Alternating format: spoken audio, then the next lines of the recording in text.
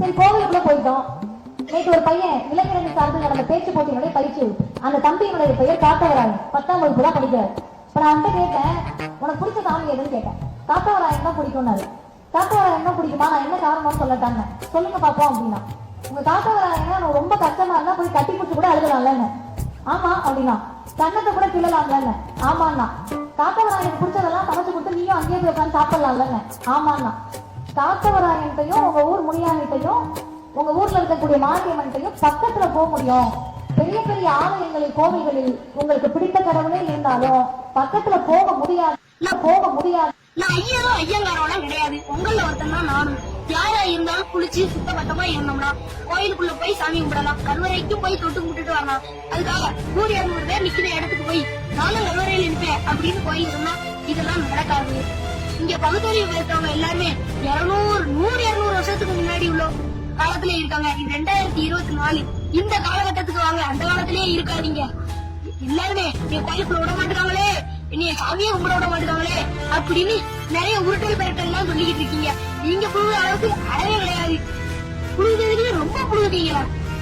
கமெண்ட்ல நீங்களாம் கோயிலுக்குள்ள போக முடியுமா, உங்க அப்பா கோயிலுக்கு கருவறைக்கு போய் சாமி கும்பிடுமா, நீ கருவறைக்கு போய் சாமி கும்பிடுவியா அப்படின்னு கமெண்ட்ல எல்லாருமே கேட்காங்க. அதுக்காக உங்க உருட்டல் வந்து பொய்யினை நிர்வகிக்கிறதுக்காக நான் ஒண்ணு செய்ய போறேன். இது எங்க சமுதாய கோயிலோ எங்க சொந்த கோயிலோலாம் இல்ல. இது அரசு கவர்மெண்ட் கோயில்.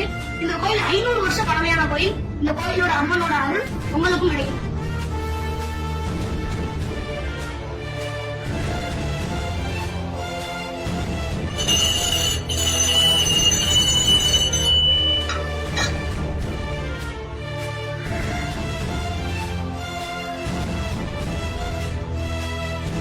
உங்களுக்கு கடவுள் இருக்காரா இல்லையா அப்படின்ற ஆராய்ச்சிக்கு நான் வரல. பழனி, திருமலை கோயில், மருதமலை இந்த மாதிரி மலையெல்லாம் இருக்குன்னா அதுக்கு காரணம் அந்த மலைக்கு மேல உள்ள கோவில்களோட இறை நம்பிக்கை தான். இல்லைன்னா அந்த மலைகள்லாம் கல்கோரியா மாதிரி காணாம போயிருக்கும். நம்ம ஆலமரம், அரச மரம், வேப்ப மரம் இந்த மாதிரி மரங்கள் எல்லாம் தெய்வமா வழிபடுறதுனாலதான் அங்கங்க ஒரு சில மரங்களை பார்க்க முடியுது. இல்லைன்னா அந்த இடத்துலயே அழகு செடிதான் நிக்கும். அவரை முதல் எழுத்தெல்லாம் ஆதி பகவான் முதற்றே உலகு அப்படின்னு வள்ளுவரோட குரலையே இது ஒரு மூட நம்பிக்கைன்னு சொல்லுவாங்களாவே நீங்க இருந்துட்டு போங்க. மேல ஒருத்தன் இருக்கான், அவன் நம்மளை பாத்துக்கிட்டு இருக்கான் அப்படின்னு தான் பாவ புண்ணியத்துக்கு பயந்து நிறைய பேர் நல்லவங்களா இருக்காங்க. கடவுளே கிடையாது அப்படின்னு சொல்லுற ஒருத்தவங்க இவர் அன்னதானம் செஞ்சிருக்காரு, இவர் ரொம்ப நல்லவர், இவர் ஒரு மண்டபம் கட்டி கொடுத்திருக்காரு அப்படின்னு இது வரைக்கும் நான் ஒருத்தரை கூட பார்த்ததே கிடையாது. ஒரு பொய்ய சொல்லி ஒரு நல்லதுக்காக ஒரு பொய் சொல்லலாம்னு அந்த காலத்துல சொல்லுவாங்க.